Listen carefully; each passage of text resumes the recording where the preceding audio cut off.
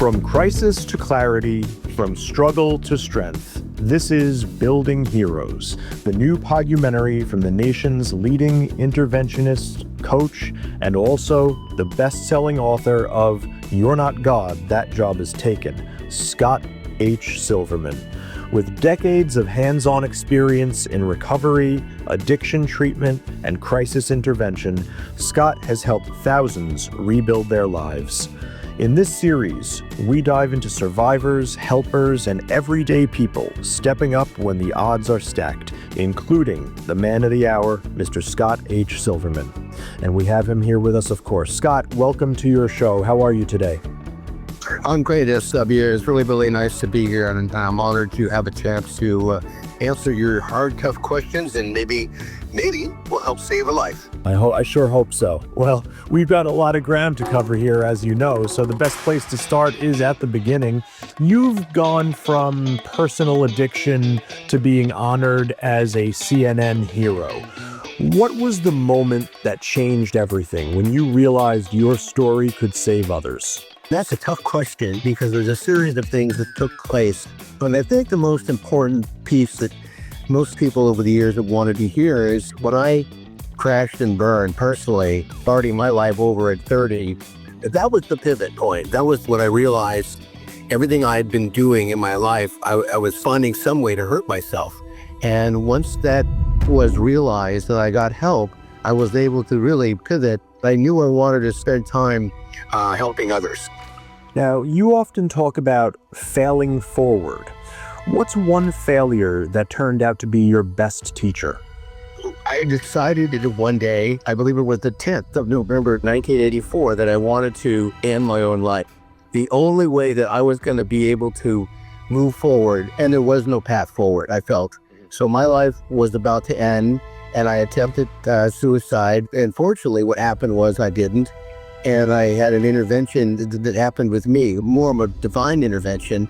And from that day forward, I had flown home, I had gotten some help, and tomorrow, the 13th of November, will be my 41st year of continuous sobriety. That's wonderful. Well, congratulations in advance. That's a huge accomplishment. And it's a very opportune time for us to be recording this program. So you've built teams made up of former inmates, veterans, volunteers, and professionals. What's the common trait that you look for when deciding who gets a seat at the table? 3 of the hardest words to ever say out loud is, I need help. Once I hear that from somebody, or I feel someone is ready to share that out loud and I could help them maybe articulate that messaging, once I know they've made that statement out loud, then there's a green light to move forward. And that's a critical point because most people won't say that out loud and don't know how to do that. And that's part of the reason for my most recent book. If you don't know how, that's okay. But also know that yesterday can't be changed and tomorrow we can make some plans for. What makes it so hard for people to say those 3 words, I need help? A lot of it has to do with the stigma. A lot of it has to do with our own personal ego and false pride. And no one wants to admit that they're making a mistake. No one really wants to say out loud, I screwed up. No one really wants to tell somebody else they didn't know what they were doing or potentially not only harden themselves, but others around them. Right. So that's a very tough platform to sit on. And that's why we see a lot of people, they hurt themselves before they can. So they hurt themselves before they can even get better. All right. Well, you've worked with, like I said, veterans, but also first responders, the formerly incarcerated. These are groups who don't often trust institutions. How do you earn that trust and keep them engaged in recovery? I think trust is like any other emotion. You have to develop it. You can't just flip a switch. It takes time to develop that, and someone has to believe that they think you have their best interests at heart. And one of the things, my own lived experience, is I doubted people for a long time because how did I get to where I was if people around me saw it happening but didn't find a way to point it out to me until it was too late? So I have found that I don't assume anyone's going to trust me And it's up to me when I'm working with an individual and a family or a professional or an HR department or EAP at a corporation that they know that I can be trusted, but I have to demonstrate that first. Very interesting. Now, you've said that leadership starts with listening. How has that belief shaped the way that you lead in high-stakes, emotionally charged environments? I found with my own personal journey that when two people are talking, nobody is listening. And when somebody is listening and they're sincere about that, it's a great path to develop and earn trust. Simply because most people who are sitting and their hair is on fire, time for anybody, including themselves. And once the fire gets put out, if we can get it put out, knowing that someone's willing to listen. It isn't really a conscious statement out loud. It's an action that takes place, seen by the other person, who innately will feel like this person does want to listen to me. And you can call it manipulation, but I call it motivation. Well, that makes sense. You've been outspoken about the fentanyl epidemic and mental health crisis going on lately. What do you think America still misunderstands about addiction, and what needs to happen next? Well, let me correct you. I haven't been outspoken. I have been a crazy person. I throw rocks through windows, shovel through doors, scream from rooftops, and have been willing to answer any question. And I tell my story.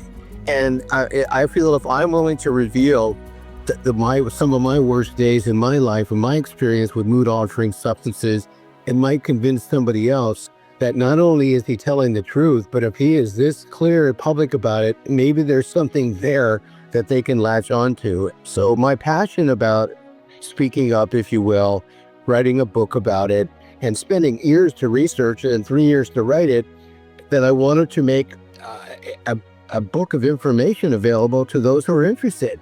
And when I first printed the book and I sent it out to 50 governors, I got 4 thank you notes, and I got one book sent back to me saying, "We don't accept gifts." And there is not a zip code in this country right now that has not experienced somebody who has suffered from an overdose from fentanyl or other opioids.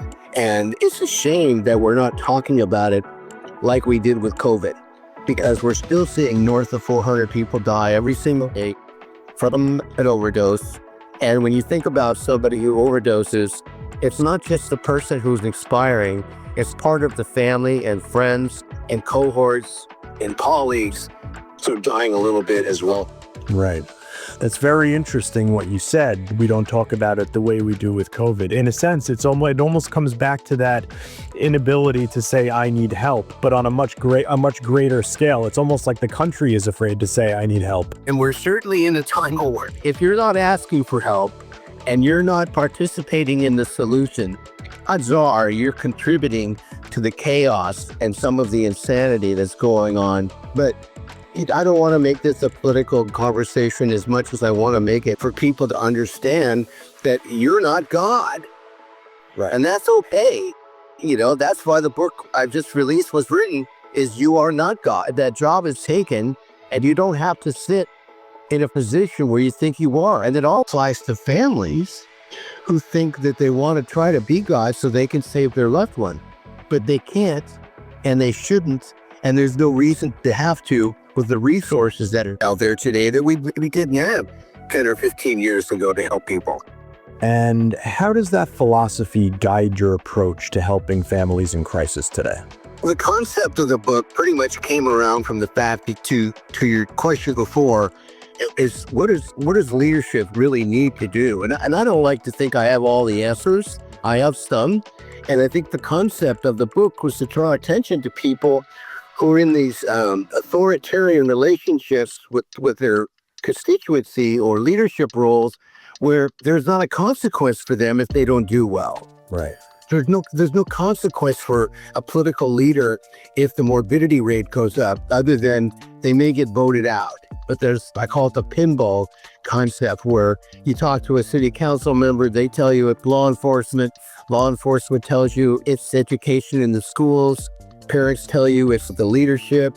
The leadership goes back to, it's not me, it's the governor. The governor says, well, it's not me, it's the president. So the finger pointing is out of control. And I think the concept, again, behind the book, and one of the things I say on the back of it is, if you think you're God, this book may not be for you. So, as I start sending this out, to the president, some governors who've taken the position, some leaders, even people at health agencies, Kennedy, and publicly, he's in recovery, but some of the things that he's doing is counterintuitive to helping people get to the path of making critical change. You've sat across from people in the worst moments of their lives. What's the first thing you say when someone tells you that they've given up? Well, first thing I say is thank you. It's about time. And then I go forward with, now that you have come to this point, what is it you'd like to do next? And probably 95% of them don't have any idea, which is good, because that's an admission, a powerlessness, and that's also a free-flowing and freedom-flowing thought and feeling when you realize, I can't do this anymore on my own. If you and I were talking about diabetes, for example, no one questions that. Oh my God, you have diabetes, let's get you to the doctor. Well, they'll draw the blood, they'll do the testing. And guess what? We have an outcome here. You're going to need to be monitored. You're going to need your blood sugar levels checked throughout the day. You're going to need to take insulin. We really want to see you change your food intake. And you're going to need to do some exercising so we keep your blood flowing. And then you're going to need to be monitored on an ongoing basis. And this is going to be a lifetime commitment. It's not going to take a lot of time, but it's going to extend everything on your path that probably would have sunsetted had you not had the intervention. So when we look at the maladaptive behavior of addiction and substance abuse, that's not popular, taking that kind of position. Let's get you in, get some help. It's a disease of denial. It's a disease of the brain. And I'll give you an interesting data point that 15%, according to science, these are not my numbers, they can all be verified, 15% of the country has an active addiction issue that will erupt in the next 12 months. Of those 15%, only 10% will seek help. And of the 10% that seek help, if all they do is go into a 30-day, let's say, inpatient program, which is kind of most familiar to most people, because that's how most marketing people market. You got to come here for 30 days. If they do nothing else after that, there's a 95% chance they're going to relapse. Jeez, that's discouraging. Well, it is discouraging, but it is reality, and it's been like that for almost 50 years.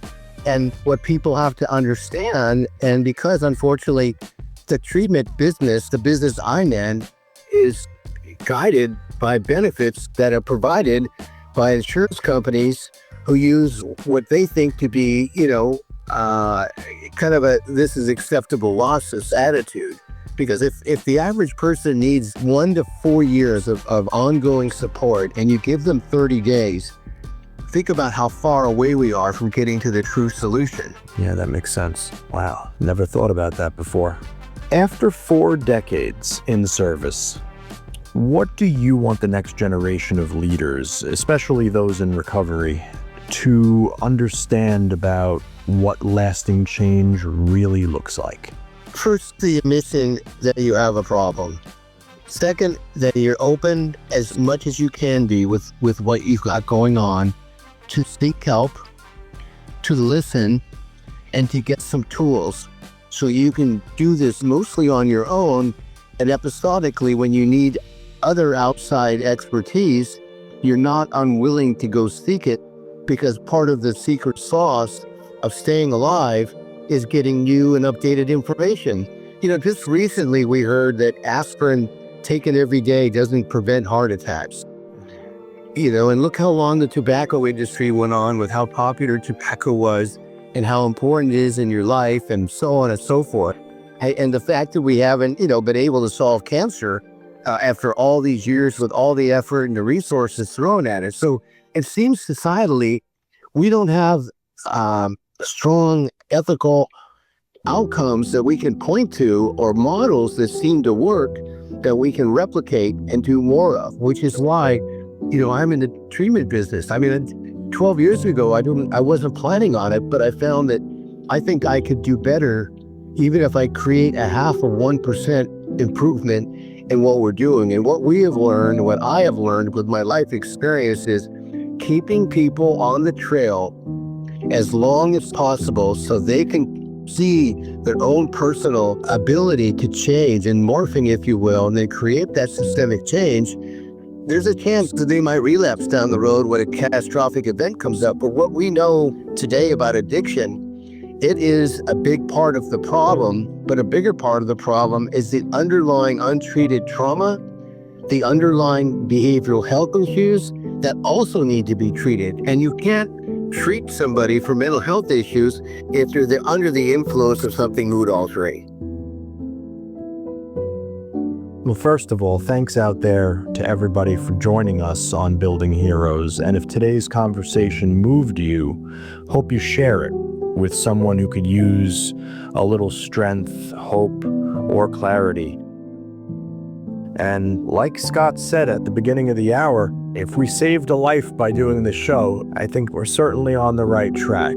It's very discouraging given some of these statistics, but in another way, it's encouraging because there's people like Scott Silverman out there making a difference. But I just want to say that it's been an enlightening program, and I think that a lot of good will come from this. So, Scott, thank you for bringing your unique insights and experience to the table today. Well, thank you for having me. And you mentioned the point that it could be discouraging, but the fact that someone like myself is out here putting it out there and talking about it and trying to be as honest and forthright as possible. And by the way, there are hundreds of people, if not thousands out there that want to help others, and they're probably in your community, but you're going to have to be the one that reaches out to them because they don't know who you are.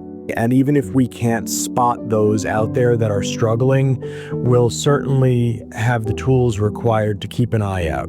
It's a fascinating industry, Scott, and the work that you're doing is really exemplary, second to none. And I just want to say that Building Heroes is slated as a one-off show, but if you like what you see, if you like what you hear, let Scott know at www.yourcrisiscoach.com. And who knows, maybe this show will at some point become a series. Until then, keep building, keep fighting, and keep showing up, because that's how heroes are made.